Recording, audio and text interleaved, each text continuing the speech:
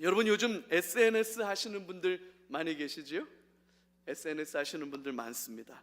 페이스북 하시는 분들도 계시고, 페이스북은 기본적으로 조금 연세 있는 분들이 주로 한다고 그래요. 그래서 우리 40대 50대들이 페이스북 하니까 요즘 젊은 친구들은 페이스북 안 하고 다 인스타그램으로 넘어갔다고 그럽니다. 그래서 젊은이들이 이제 페이스북에 잘 안 보인다 그래요. 인스타그램 하시는 분들도 더러 계시고, 심지어는 유튜브로 개인 계정을 가지고 계시는 분들도 더러 계시더라고요. 나는 그런 거 안 합니다. SNS가 뭔지도 몰라요. 이렇게 말씀하시는 분이 있으실지도 모르겠지만, 아무리 그래도 카톡은 하시지요. 카톡은 다들 하시지요. 여러분, 주로 여러분이 알고 계시는 그 SNS 계정에 어떤 글이나 사진을 올려놓고 계십니까? 혹은 아까 우리 간증에도 얘기했던 것처럼 여러분 페이스북 혹은 여러분 카톡 프로필 사진에 뭐 올려놓으셨어요? 정말로 십자가 올려놓으셨습니까? 할렐루야. 여러분, 대부분 우리 SNS 계정에 올리는 게시물이나 사진들은 사실 자랑하는 것들이에요. 그죠? 은근슬쩍 자랑하는 거죠. 사람들로부터 인정받고 싶은 욕구, 그 욕구가 있기 때문에 본능적으로 우리는 나를 좀 드러내고 자랑하고 좀 슬쩍 뽐내고 싶어 하는 그런 것들을 올립니다. 어디 좋은 데 갔다 오면 바로 사진 찍어서 올리죠. 그래서 어디 여행 좋은 데 갔다 오셨는지 안 갔다 오셨는지 여쭈어 볼 필요 없습니다. 프로필 사진 보면 인생 별거 없어 뭐 이러면서 이제 막 뒤에 멋있는 사진 나와 있고, 그런 사진들 올리지요. 새로 산 가방, 그러면 가방만 찍어서 올리지는 않습니다. 오늘 외출하는데 나 좀 괜찮은 듯 이러면서 가방을 이렇게 올려서 찍었죠. 사실 가방 보라는 거죠. 맛있는 음식이 나왔을 때, 여러분, 맛있는 음식이 나왔을 때 제일 먼저 해야 될 게 뭡니까? 이걸 이제 식기도라고 하면 우리 권사님들이시고요, 제일 맛있는 음식이 딱 나오면 제일 먼저 뭐 해야 됩니까? 사진 찍어야지요. 그분이 사진을 찍어서 만족할 만한 그림이 나올 때까지 찍고 만족이 되고 나시면 그 다음에 젓가락 드는 거지, 사진도 안 찍었는데 젓가락 먼저 대면 됩니까? 안 됩니까? 큰일 납니다. 자녀들, 우리 아이 이번에 이런 데 갔어요, 우리 아이 요즘 이래요 라고 하면서 괜히 졸업식 사진 옆에다가 상장 사진 걸어놓고 뭐 그런 거, 우리 여러분 그런 거 잘 하죠. 그러면서 우리 이렇게도 얘기해요. 이건 진짜 자랑하려고 하는 이야기는 아닙니다. 이렇게 말하고 사실은 뭘 합니까? 자랑을 하죠. 대놓고 자랑하는 건 좀 민망하니까 그런 것 같아요. 그래서 은근슬쩍 스리슬쩍 자랑합니다. 그래서 요즘 이런 걸 겸손한 자랑, 겸자라고 한다고 그러네요. 너무 티내는 건 안 좋다는 거죠. 근데 여러분, 우리는 SNS에 글을 올리거나 사진을 올리거나 카톡 프로필 사진을 찍을 때, 여러분, 우리는 좀처럼 예수 그리스도의 십자가를 자랑하거나 아니면 우리 주님 부활하셨습니다 라고 하는 이야기를 자랑하는 건 좀처럼 보기가 쉽지 않아요. 그런 것들은 잘 자랑하지 않습니다. 아이고, 신앙은 개인적인 건데 그걸 뭘 굳이 자랑해? SNS는 원래 개인적인 겁니다. 내 믿음도 아직 부족한데 내가 자랑할 게 뭐가 있어? 뭐 그렇게 말씀하시기도 하고, 부활이라는 거 그거 자랑하기엔 좀 거시기하지 않나? 뭐 이렇게 생각하기도 할지도 모르겠어요. 그래서 여러분, 우리가 사용하는 SNS 프로필에 SNS 사진과 글에 내가 믿는 예수의 십자가, 예수의 부활, 예수 그리스도께서 나를 향해 주신 그 사랑, 여러분 이런 것들을 자랑하는 글을 올리거나 그런 사진을 올리거나 하는 일들은 좀처럼 찾아보기가 쉽지 않습니다. 그런데 오늘 본문 속에 모습은 그런 우리하고는 현저하게 달라요. 오늘 보면 18절에 이렇게 되어 있습니다. 십자가의 도가 멸망하는 자들에게는 미련한 것이요 구원을 받는 우리에게는 하나님의 능력이다. 계속해서 23절 24절은 이렇게 말해요. 우리는 십자가에 못 박힌 그리스도를 전하니 유대인에게는 거리끼는 것이요 이방인에게는 미련한 것이로되 오직 부르심을 받은 자들에게는 유대인이나 헬라인이나 그리스도는 하나님의 능력이요 하나님의 지혜라. 여러분, 똑같은 십자가 죽음과 부활이 누군가에게는 미련한 것이고 누군가에게는 거리끼는 것이고 누군가에게는 하나님의 능력과 지혜가 되고 있다는 거예요. 왜 이런 차이가 생길까요? 왜 예수의 십자가가, 예수의 부활이 누군가에게는 바보 같고 멍청한 이야기처럼 들릴까요? 왜 누군가에게는 그건 겉으로 꺼내놓아서는 안 되는, 그냥 조용히 혼자서 믿으면 되는 일이지 그걸 굳이 드러내서 말하고 떠들고 다니면 안 돼, 그러면 안 돼 라고 거리끼는 것이 되는 걸까요? 반면에 누군가에게는 자랑이 돼요. 너무너무 자랑스럽고 영광스럽고 충만한 은혜가 돼요. 여러분, 이런 차이는 도대체 왜 생기는 걸까요?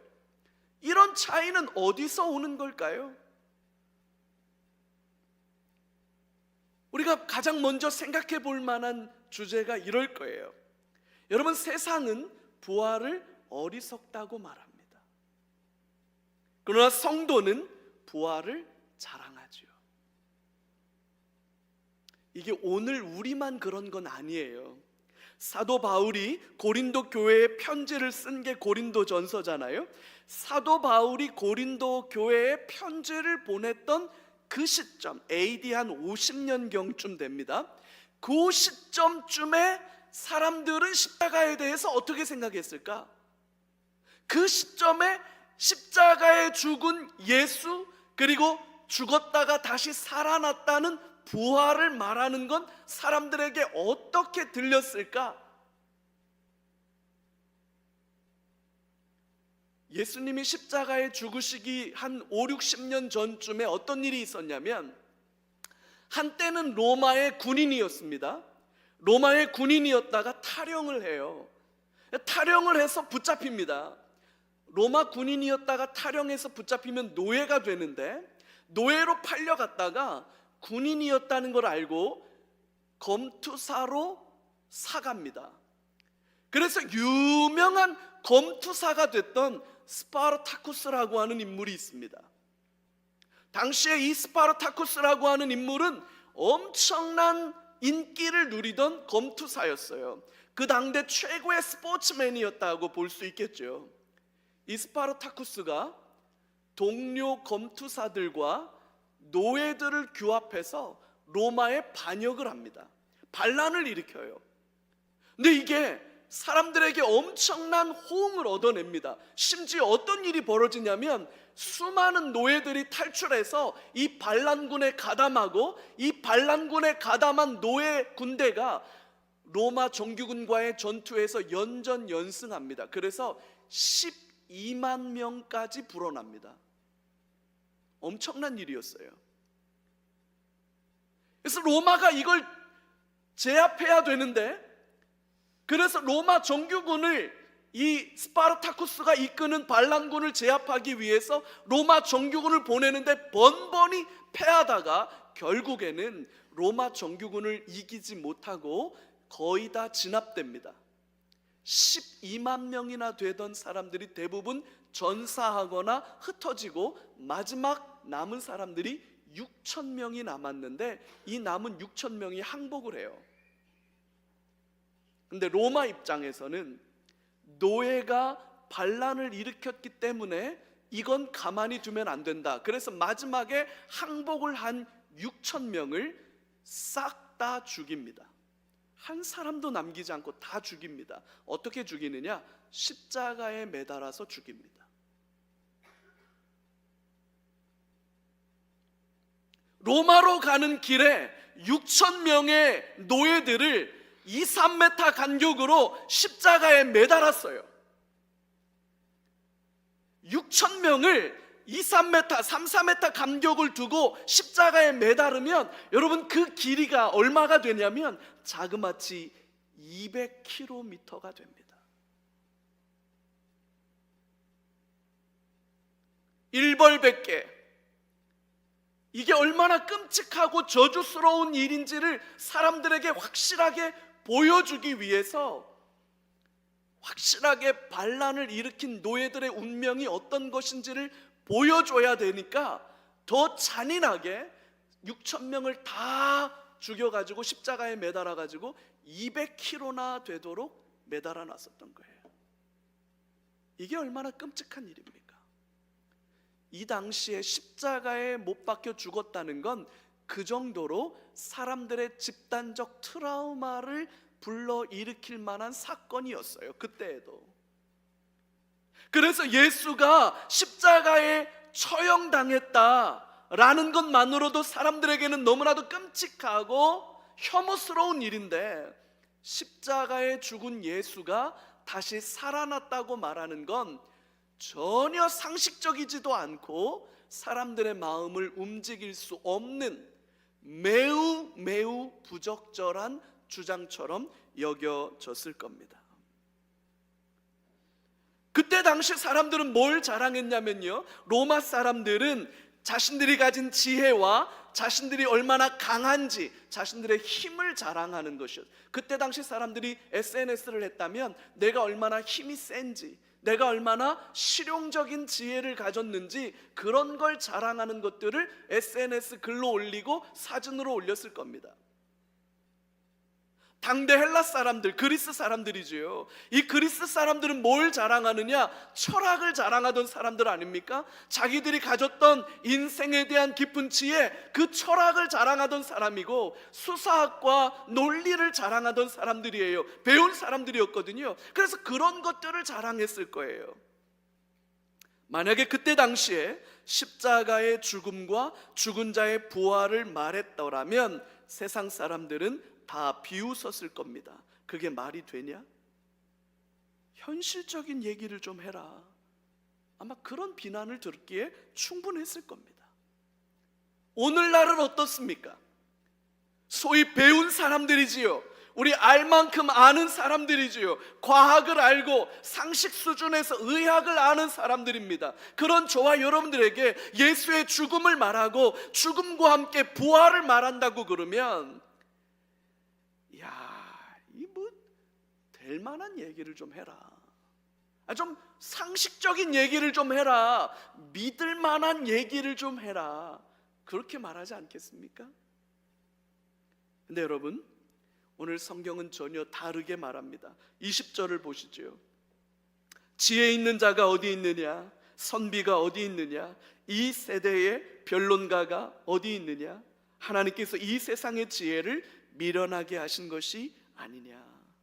여러분, 이걸 몰라서 예수님은 십자가에 죽으신 걸까요? 사람들이 죽은 자의 부활을 말하면 받아들이기가 어렵다는 걸 몰라서 부활을 이야기하는 걸까요? 하나님은 인간의 자랑을 무너뜨리기 위해서 가장 어리석게 보이는 방식으로 구원의 길을 열어주신 거예요. 십자가와 부활이야말로 하나님의 역설적인 지혜고 초월적인 능력이지요. 복음은 우리가 얼마나 잘났는지를 보여주는 이야기가 아닙니다. 그래서 우리는 대부분 SNS에 자랑할 때 내가 가진 어떤 것들을 자랑하고 싶어서 올리지요. 잘난 것들을 올리지요. 이룬 성취와 성과를 올리지요. 그러나 복음은 그런 것들을 자랑하는 것이 아닙니다. 복음은 우리가 얼마나 절망적인 존재인지를 드러내고 그 절망 속에서도 하나님이 우리를 구원하셨다는 것을 자랑스럽게 말하는 것, 여러분, 그게 바로 복음의 핵심이에요.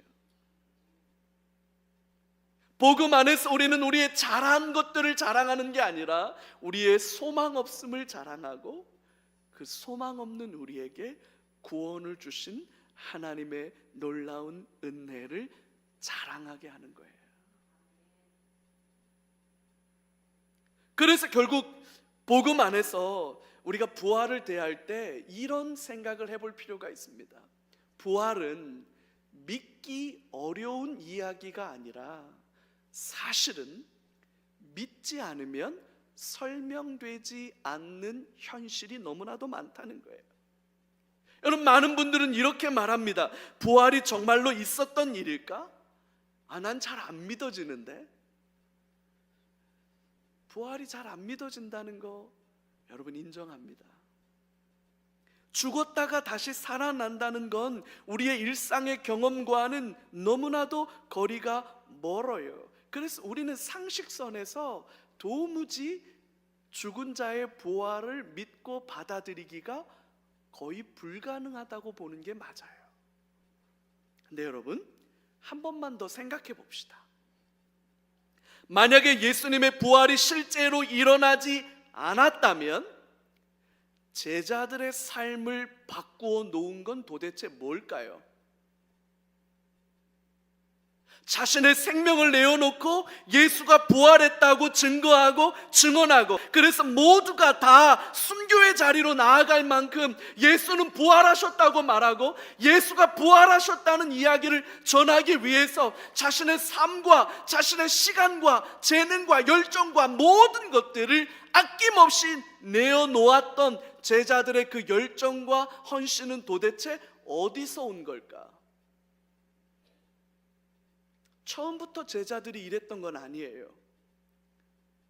베드로는 예수님을 모른다고 3번이나 부인했더랬습니다. 심지어는 저주까지 할 만큼 예수를 모른다고, 두려움 가운데 예수를 모른다고 부인했던 사람이에요. 12 제자 중에 하나인 도마는 내가 내 손가락을 그 못 박힌 손에 넣어보고 그 옆구리에 내 손을 넣어서 만져보기 전까지 나는 예수의 부활을 믿을 수 없다, 그렇게 말했던 인물이 도마예요. 예수님이 십자가에 못 박힐 때 제자들은 하나도 남김없이 다 도망가 버렸습니다. 그랬던 제자들이 어느 날부터 예수가 부활하셨다고 말하기 시작해요. 예수는 부활하셔서 우리와 함께 하시고 우리의 영원한 구주가 되셨다고 증언하고 증거하고 말하기 시작합니다. 근데 이걸 절제시키질 못해요. 자기 동료가 그걸 말한다는 이유로 순교당합니다. 그러면 두려워야지요. 그러면 무서워야지요. 도망가 숨어야지요. 그러면 그럴수록 더 크게 외치기 시작합니다. 예수는 부활하셨다. 여러분, 한두 사람의 착각에 의한, 아니면 정신적 문제가 생겨서 엉뚱한 주장을 하는 일종의, 여러분, 이게 스키조가 아닙니다. 한두 사람이 아니라 수많은 사람들이 예수는 부활하셨다, 그 예수가, 부활하신 예수가 나를 만났다, 내가 그 예수를 만났다 라고 말하는 건 자기의 목숨을 걸어야 되는 일임에도 불구하고 어느 순간부터 제자들은 이걸 두려워하지 않기 시작해요. 여러분, 이걸 뭘로 설명할 겁니까? 부활하신 예수를 만나지 않았다면 여러분, 이걸 뭘로 설명할 겁니까? 그 대단하던 로마가 그 이후로 1000년을 지속하지 못합니다.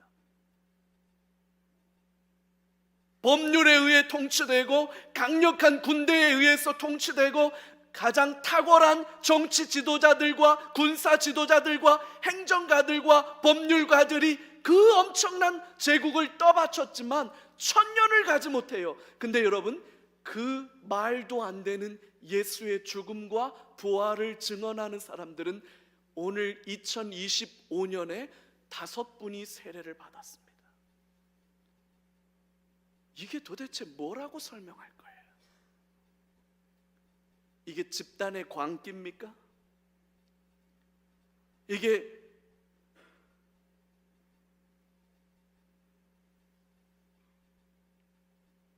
이 사실을 설명할 길이 없습니다. 부활하신 예수님과의 만남 밖에는 이 현실을 설명할 길이 없어요. 부활은 믿을 수 없는 신화다. 그래서 부활은 받아들이기가 어렵다. 무슨 말인지 알겠습니다. 그렇다면 믿지 않는다면 아무것도 받아들여지지 않아요. 그러나 믿음으로 받아들여야만 그 이후에 시작된 교회가, 그 이후에 시작된 성도들의 삶이 비로소 이해될 수 있다는 거예요. 복음은 논리 너머의 진리를 가르치죠. 이해가 되기 때문에 믿는 것이 아니라 믿음으로 받아들여야 이해가 되는 겁니다. 그래서 이해를 추구하는 믿음이라고 하는 경구가 있어요. 철학사에서 굉장히 유명한 경구예요. 이해를 추구하는 믿음. 믿음으로 받아들일 때 비로소 이해하고 세상이 열립니다. 지금 이 시대도 마찬가지입니다. 부활을 믿고 받아들이는 성도에게는 하나님의 새로운 삶의 지평이 열리는 겁니다. 그러나 이것을 믿음으로 수납하기 어렵다고 말한다면 그 사람에게는 신앙은 그저 종교일 뿐입니다. 결국 부활을 자랑하는 사람만이 성도답게 살아갈 수 있습니다. 부활을 자랑하는 사람만이 성도답게 사는 거예요. 많은 성도들이 이렇게 말합니다. 목사님, 나는 아직도 부활이 믿어지지를 않습니다. 확신이 생기지를 않습니다. 부활이 믿어지지 않고 확신이 생기지 않아서 성도답게 살 자신이 없습니다. 이렇게 말해요. 그래서 나는 여전히 갈등하고, 그래서 나는 여전히 흔들립니다. 이렇게 말해요. 그 마음 충분히 이해됩니다. 무슨 말인지 압니다. 근데 여러분, 오늘 본문 25절을 같이 한번 좀 보시겠어요? 25절 같이 읽을까요? 하나님의 어리석음이 사람보다 지혜롭고 하나님의 약하심이 사람보다 강하니라. 아멘. 여러분, 우리 믿음이 완벽하지 않아도, 우리가 어리석고 연약하고 심지어 바보 같아 보인다 할지라도 문제되지 않습니다. 왜? 하나님의 능력이 완전하기 때문이죠. 우리의 연약함에 집착하지 마십시오. 우리의 부족함에 흔들리지 마십시오. 구원은 나의 온전함과 나의 충만함에 달려있는 문제가 아니라, 구원은 나에게 달려있는 문제가 아니라 완벽한 구원을 이루어 주신 하나님께 달린 문제이기 때문에 그래요. 하나님의 지혜가 사람의 지혜를 압도합니다. 하나님의 약하심이 사람의 강함을 압도합니다. 그래서 하나님이 하신 일 때문에 우리는 구원의 소망과 믿음의 확신을 가질 수 있는 거예요. 예수님이 이루신 십자가의 죽으심과 죽음을 이기고 부활하신 그 놀라운 복음의 사실 앞에 우리의 믿음이 있다는 거죠. 사랑하는 성도 여러분, 뭘 자랑하며 뭘 드러내고 사시겠습니까? 멋진 곳을 다녀와서 찍은 사진들, 이제 우리 벚꽃 피고 지니까 카톡 프로필 사진에 벚꽃이 그렇게 많이 올라와요. 이제 조금 있으면 아마 장미 올라오겠지.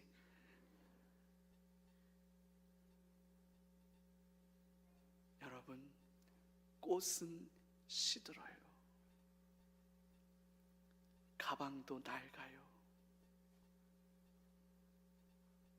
우리가 자랑할 것, 우리 주 예수 그리스도의 부활하신 은혜와 능력인 줄로 확신합니다. 그래서 여러분, 부활주의를 우리가 어떻게 보내면 제일 잘 보내는 걸까? 내 주님 부활하셨고 내 주님 십자가 죽음을 이기셨다라고 하는 이 사실에 은혜에 감격하면서 내게 주어진 이 은혜를, 부활의 기쁨을 내가 누리는 것뿐만 아니라 내가 누리는 부활의 감사와 기쁨을 또 다른 연약한 자들에게 나누는 거예요. 그래서 부활주의를 제일 잘 보내는 건 내가 감사하고 내가 기뻐하는 것도 중요하지만 나의 기쁨과 나의 자랑과 나의 감사가 연약한 누군가를 살리고 절망과 낙심 가운데 있는 누군가를 회복시키는 Let them arise, Let them alive, Let them rejoice.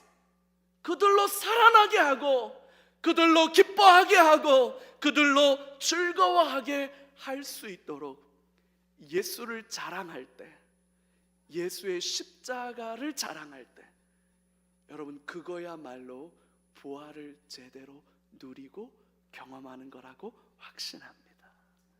그래서 이제 우리 예배 마치고 우리 점심 맛있게 드세요. 오늘은 교회에서 섬겨주신 분들이 계셔서 교회에서 점심 쏩니다. 장난 아닐 겁니다.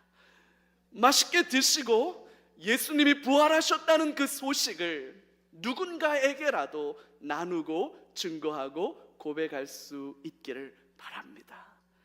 그래서 이 부활절에 하나님의 기쁨이 저와 여러분들을 충만하게 하시는 그것을 보고 누릴 수 있기를 바랍니다. 우리 시간에 같이 한번 기도하죠. 우리 세 가지 기도 제목 가지고 기도하시면서 성찬의 자리로 나아갈 텐데, 예수님의 살과 피를 먹고 마실 때 우리의 심령이 새로워지는 은혜와 능력을 달라고 우리 같이 세 가지 기도 제목 선포하고 우리 기도로 준비하겠습니다. 첫 번째 같이 할까요? 세상이 조롱해도 부활을 자랑하게 하소서. 아멘. 두 번째요, 내 믿음보다 크신 하나님의 지혜와 능력을 신뢰하게 하소서. 아멘. 세 번째요, 예수님의 살과 피를 먹고 마실 때 예수님과 연합되는 신비한 은혜를 주옵소서. 여러분 이 세 가지 기도 제목 가지고 우리 성찬위원들 나와서 준비하실 때까지 성찬을 준비하는 마음으로 같이 하나님의 은혜 앞에 기도하며 나아가겠습니다. 기도하시겠습니다. 살아계신 하나님 아버지 감사합니다.